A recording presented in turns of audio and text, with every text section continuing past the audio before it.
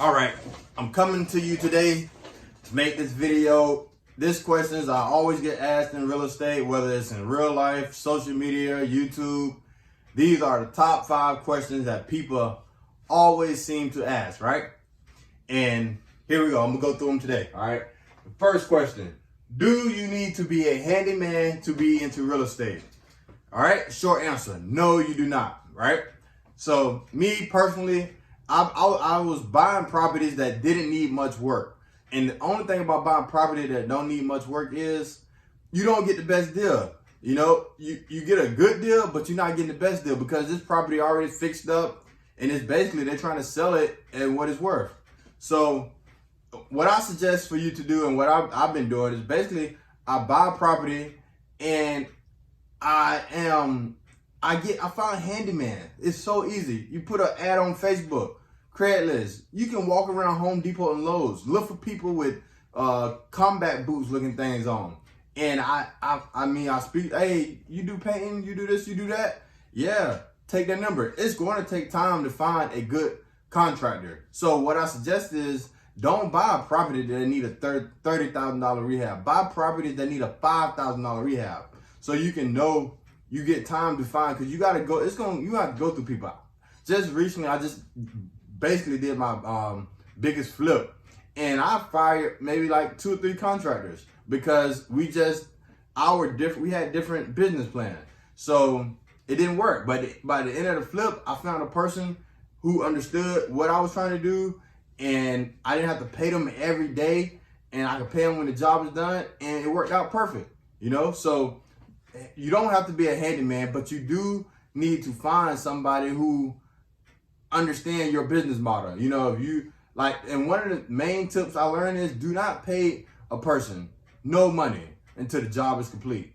So say you want to get new floors done. They said it's going to be $1,000. You want to give them maybe $200.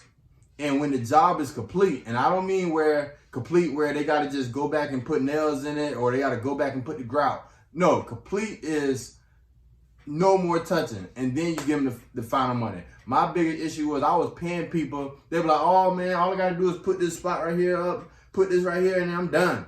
Well, okay, he almost done. Let me just pay him. Guess what? I paid them. They never go back and finish that. So that's one of the things I do. You don't have to be a handyman. Second, how to use real estate to quit your job. There's no short answer for that, right? Because everybody want to quit their 9-to-5 and pursue a business or a passion or real estate.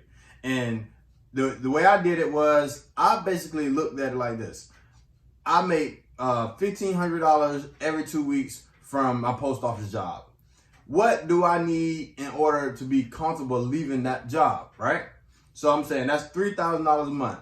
If I can just get to $2,000 a month in rental income, I can almost probably make it, you know, as far as paying my bills. So what I suggest you do is start with rental property. A lot of people always want to do flips and get $200,000, $100,000 in their bank account. Well, even if you got $100,000 in your bank account and you want to quit your job and you're making 50 grand a year, you're not going to feel confident.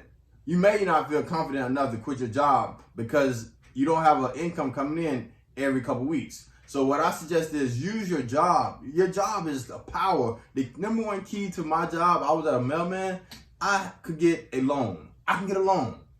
No matter what, I got a secure job. So go ahead, you put minimum, you have to. Put the minimum you can to get that property and build you up some rental properties. Get every rental property you buy, you want to make at least $500 after everything. After insurance, taxes, and mortgage, you want to make at least $500. So say you make $3,000 a month, that's 500. That's 6 properties you need. I say you get the 4 properties, you can pretty much, because you don't realize going to work, traveling for gas, buying lunch every day, that add up over 2 weeks. All right. So now you don't have to go anywhere. You're making $1,000 less, but I'm pretty sure you'll figure out how to make extra dollars just doing little things on the side. So to quit your job doing real estate, you need to start buying rental properties. Buy the cheapest rental properties in your neighborhood and just put offers in. If they want $100,000, put an offer in for $75,000. Find the cheapest properties and make an offer. And that's all you gotta do. I bought the cheapest properties in my neighborhood.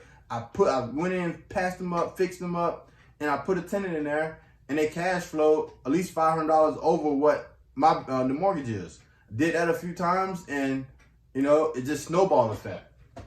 Third, what should I buy for my first deal? All right, this is the key to getting a head start. Your first deal should always be a 2-family home or more. I suggest go big and get a 4-family home. So that's like a 4-plex, a triplex, or a duplex, or a house with like a guest house. Because when you do that, you purchase this home, but not only did you purchase a home, you didn't increase your monthly bills, because normally if you purchase a 2-family home, that 2nd family home or the 3rd family home, whatever you got, it should cover a majority of the entire mortgage. So like me, for instance, I bought one of my first properties, had a guest house with it, and the monthly bills was like $1,000, but I Airbnb it at the guest house for $1,500. So not only did I cover my expenses, I also made an extra $500 just to live. Look at that. I made money to live in a house. Most people, you know, right now you're paying rent $1,500, $200. I actually was getting paid $500 a month. Every month I stayed in that house, I got paid $500. So I suggest buying a 2-family, 3-family, 4-family home for your first deal, because then not only did you buy a house, you also created income. You know, income is key to success. You need income. All right. Fourth, how much money and credit do I need to buy a house? All right, that's a good question. All right, listen. Right now, you need at least a 640 credit score.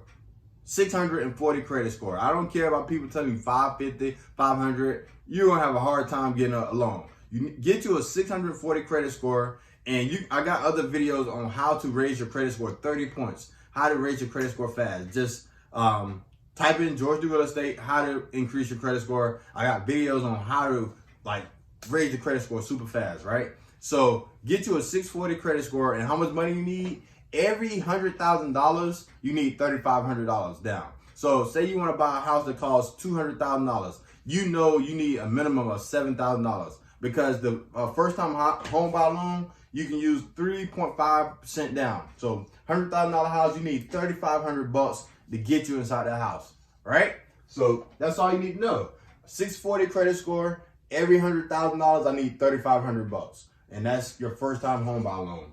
All right. How to find a deal, right? How to find a deal. That's the like most popular question ever, right? Because what is a deal? I'm gonna tell you.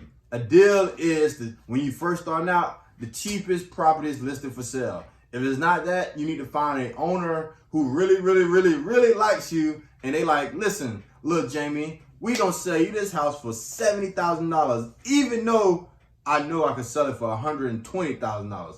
But we like you, and I want you to be a great real estate person one day like me. So I'm gonna sell it to you for a discount. That's the type of person you need to find. Find owners who like you and they want to help you out. This young person, hungry, that's what I did. I found a lot of older people who just like, they're like, George, we're gonna help you out. Listen, I'm gonna sell you this house for this much. This is all I want. You bring me this, you can have the house. And guess what I did? I went and found the money. And it was easy to find the money because it was such a great deal. So everybody and their mama were willing to buy the house for me, right? So that is the top 5 questions I always get asked in real estate. You can find more videos like this on my YouTube at George Do Real Estate and my Instagram, George Do Real Estate. And if you have anything that you want to know, you can DM me on Instagram, and usually I try to get back to people. But listen, go out, find a deal, find the cheapest house in your market, and put an offer in 25% below asking price. All right? Peace.